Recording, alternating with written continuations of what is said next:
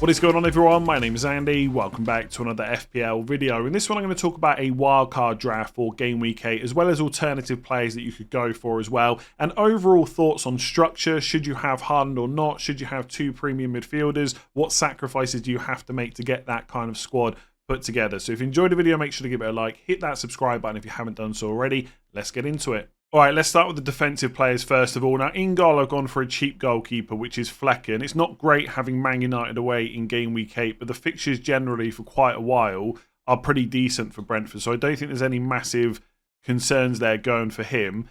After the United game, it's Ipswich at home, Fulham away, Bournemouth at home, Everton away, Leicester at home. Like, it's a pretty good fixture run for quite a while. And I think when it comes to 4.5 million defenders, he's probably one of the better options. You could, if you wanted to, go for Raya or Edison and then just keep them long term. I don't mind spending that extra money on the goalkeeper position, but it really depends how many premium attackers you want. And when I get to the attackers in a minute, you'll see that I've got 3 of them. So there has to be sacrifices somewhere, and goalkeeper is one of the spots that I decided to kind of cheapen a little bit. But even though the Arsenal are coming into slightly trickier fixtures over the next 4, long term the fixtures are good. Long term they're the best defence in the league. I don't think there's any harm in putting Ray in your wildcard and just leaving him there if you've got the money to spend on that position. But for this draft, I've gone with Flekken. The sub-goalkeeper is still Fabianski, but honestly, I think on wildcard, you're probably committing to the amount of Brentford players you're going to have for a little while. So I don't know if there's any harm in blocking that third spot by putting Valdemarsson on the bench instead. So I think if I was wildcarding and I went for Flekken, I probably would just pick Valdemarsson and not worry about not getting to like a Carvalho or Schade or Vandenberg, whoever it might be.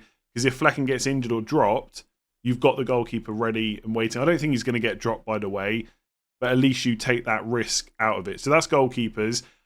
In defence, I have gone for Gabriel. So I have got one Arsenal defender in this team. I just think that they've just conceded to both Leicester and Southampton. Not ideal. But I think with these kind of players, you've just got to hold your nerve. You know they're going to keep clean sheets along the way. You know long term you're going to want one. Why not just put one in on wildcard? So I think I would go for Gabriel. If money is an issue for your draft, you could go for Saliba, possibly even take a punt on Calafiori as well. But if it was me and you could afford it, Gabriel is definitely the one to go for.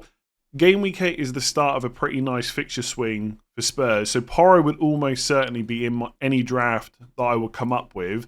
So West Ham at home in 8, Palace away in 9, Villa at home in 10, Ipswich at home in 11. City away in 12 is difficult, but then it's Fulham at home, Bournemouth away. So the fixtures look pretty good from Game Week 8 down to 14. There's not many matches there you'd be wanting to bench Porro. He's absolutely nailed. There's no concerns about him missing game time or anything like that. And he can be pretty attacking as well. Even though he hasn't had as many attacking returns so far this season as people might have expected, we know he can get them. Now, I am recording this before the game against Brighton in Game Week 7, so he may well go and get like a goal and 2 assists in that game. But so far, just the 1 goal. But we know he's capable of producing more than that. And Spurs' defence hasn't actually been that bad this season. They haven't necessarily had like a super easy run of games. They've already played Arsenal. Man United away, obviously, they got the clean sheet. They've played Newcastle away as well. The fixtures coming up are good, and I think for 5.5 million, if it was a choice between him or, say, a Vardio, I would definitely pick Porro, especially when you save money doing that as well. The rest of the defenders, Greaves, Everton at home this week. That would be my 4 million defender of choice. If you wanted to go for Vandenberg instead, you absolutely could. But obviously, you'd have to keep that 4 million goalkeeper spot free from being a Brentford player. I just think I'd go for Greaves because he's a bit more nailed on. But I know Vandenberg started the last 2 games, but I don't know if I'd want to take that risk. I think Ipswich have got some okay fixtures to cover certain weeks as well. Ideally, you wouldn't be playing that Ipswich defender that often. But for this week in Game Week 8, I've got 8 Nuri on the bench, City at home, and Lewis Dunk, Newcastle away. Now, you could go for different 4.5 million defenders. I like Pinnock if you're not, or Collins if you're not going for Flekken in goal. Colwill from Chelsea as well. But I think with 8 Nuri and Dunk, you've got 2 4.5s, and actually 8 Nuri is 4.4, that longer term have really good fixtures. Like from Game Week 10, 8 Nuri, Palace at home, Southampton at home, Fulham away, Bournemouth at home, Everton away, West Ham away, Ipswich at home. None of those fixtures you'd be worried about playing him in. And he scored 2 goals in a row and got an assist against Brentford as well. So he's super attacking. yes, there's no clean sheet so far for Wolves, but they have had a really tricky fixture run. They've already played Arsenal away, Chelsea at home, Villa away, Newcastle at home, Liverpool at home, even Brentford away are a decent attacking side. The fixtures coming up after 8 and 9 are much better. So I think for 4.4, €8 would definitely be in. And then Lewis Dunk is a similar story, where 7 and 8 aren't great, Southampton at home and Newcastle away. But in 9, it's Wolves at home. And then after Liverpool away and City at home, you got Bournemouth, Southampton, Fulham, Leicester, Palace, West Ham, Brentford, Villa. Well, Villa away is quite tough, but the rest of the fixtures aren't too bad. So those two players, Aït-Nouri and Lewis Dunk, are just longer term thinking. The only problem with Greaves is you've probably got to play him in Game Week 9 against Brentford away. So that's the only dodgy thing about this defence. I would personally rather spend a bit more on defence if I could. But with the way I've set the rest of the team up, there's just not enough money to do it. And I'll tinker around with how I could change things later on. But for now, that's the defence that I've come up with. So for this draft, I've got 2 premium midfielders in Cole Palmer and Heung-min Son. And I'll talk about those 2 players specifically in a minute.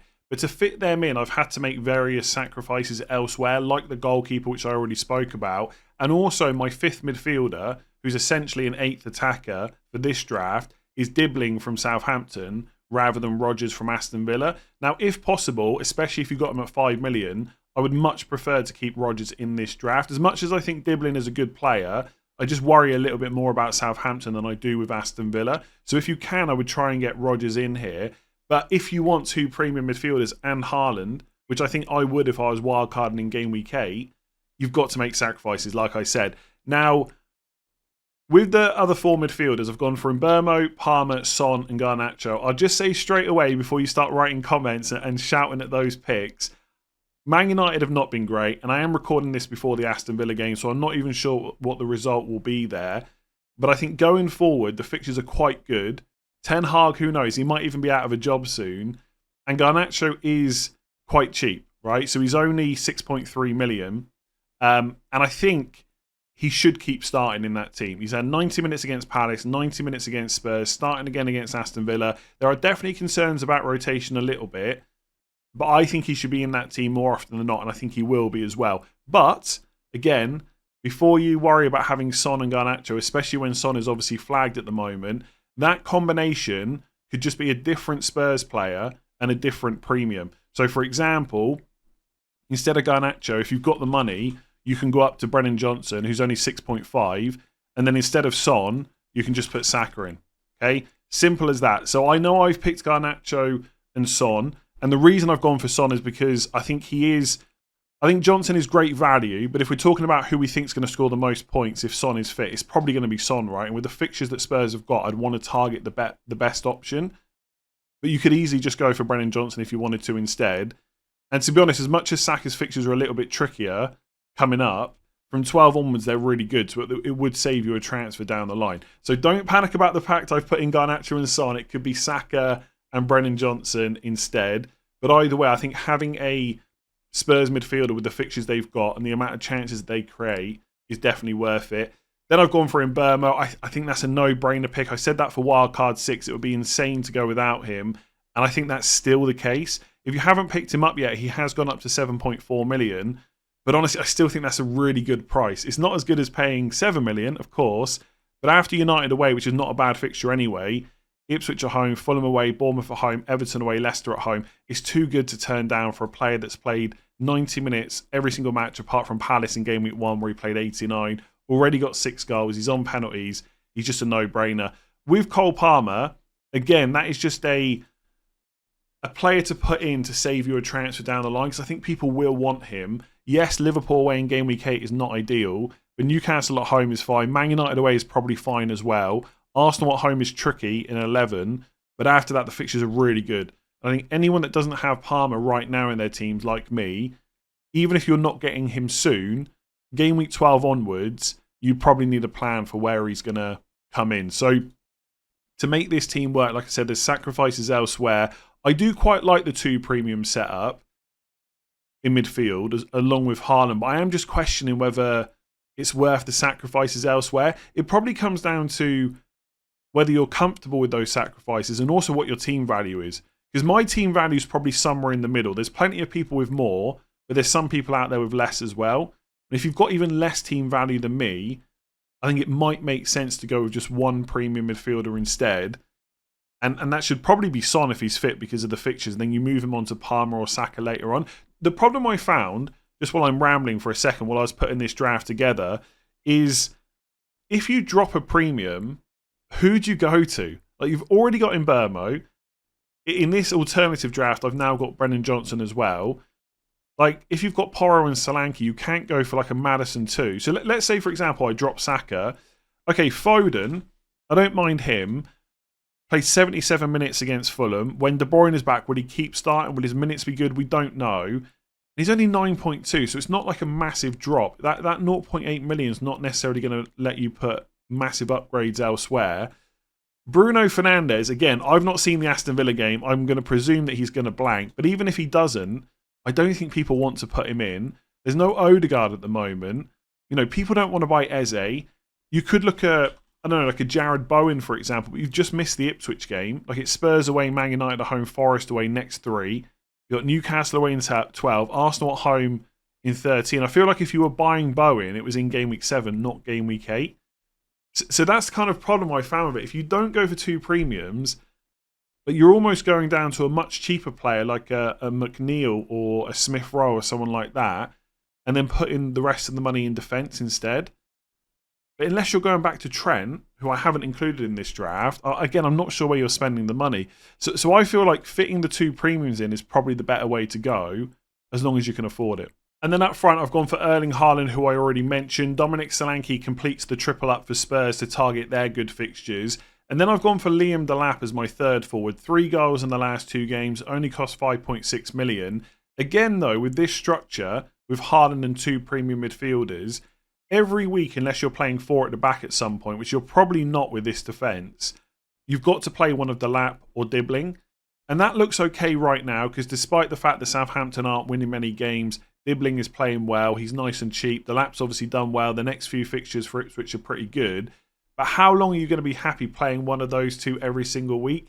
Probably not for that long, I would suggest. So again, you could maybe downgrade one of those premium midfielders, you know, and upgrade maybe Dibbling to a Rodgers or someone like that instead.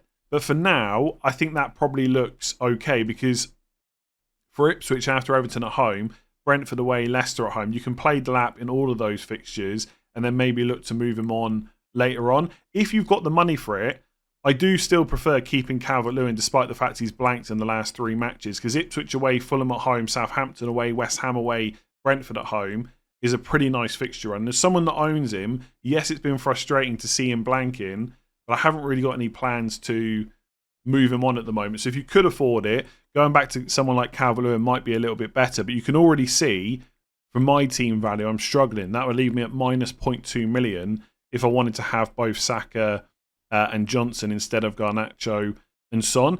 With Erling Haaland, over the last couple of weeks where he's blanked twice in a row, obviously people without Haaland are suddenly doing really well. And some of them would have just been doing really well anyway, because if you haven't got Haaland, you spread more money around the rest of your team. There is maybe a case to be made to not go for him on wildcard, because I think around game weeks 10 or 11, people with him are going to consider getting rid, especially if Man City aren't looking quite so good without Rodri and Haaland's not banging in hat-tricks every week. I think people will start to think about maybe getting rid of him, bringing in a Salah or a Palmer, whoever they don't already own, and then spreading that money around, just going without him for a while. So you could make that same case on wildcard 8, but he's about to play Wolves, whose defence just isn't looking great. I know I've got 8 Nuri, but he's an attacking defender for 4.4. I'm not going to play him against Man City. And then you've got Southampton at home. So I think there's every reason to go for him on wildcard. The only thing is, if your plan is then from like 10 or 11 to sell him, it's multiple transfers to move that money around the rest of the squad. If you're sat there wildcarding in 8 with like 2-3 transfers already banked, I think going for Haaland with a plan to maybe move him on later could absolutely work. So structure your squad something like I've just talked about, knowing that with 2 or 3 transfers later on, you can easily move it around. But if you're sat there with 1 free transfer, like I was after wildcard 6, you're going to have less flexibility to change things down the road. So I'd really give some consideration to Erling Haaland. I just think it's very difficult to go without him when he's arguably the best captain for the next 2 weeks. And it also doesn't help going without him when you're wildcarding in a week where Liverpool are playing Chelsea. So Salah captain, fine. Palmer captain, fine, but not ideal, right? Even someone like Saka, who's just done really well against Southampton, it's Bournemouth away, so it's a bit more of a tricky fixture.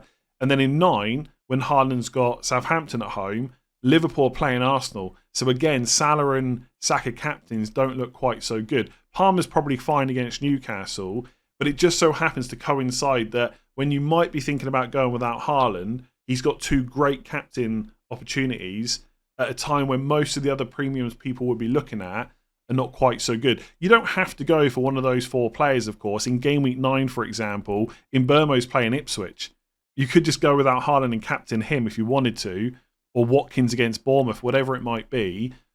But it does just look so good for Haaland.